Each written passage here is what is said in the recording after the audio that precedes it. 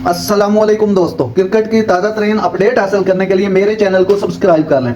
बाबर आजम एक ही ओवर में 4 छक्के लगाने का एजाज हासिल करने में कामयाब। T20 क्रिकेट की 19 साल तारीख में सिर्फ 3 पाकिस्तानी ये कारनामा अंजाम दे सके। डबलन में बाबर आजम एक ही ओवर में 4 छक्के लगाने का एजाज हासिल करने में कामयाब हो गए। T20 क्रिकेट की 19 साल तारीख में सिर्फ 3 पाकिस्तानी ये कारनामा अंजाम दे सके।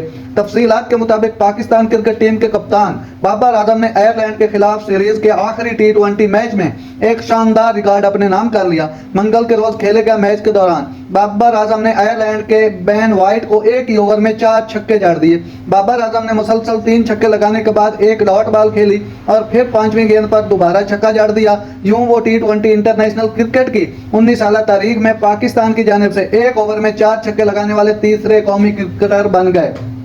इससे कबल आसिफ अली और खुशदिल शाह भी ये एजाज अपने नाम कर चुके। नाज़रीन, ऐसी बर वक्त खबरें सुनने के लिए मेरे चैनल को सब्सक्राइब कर लें। अल्लाह हाफिज।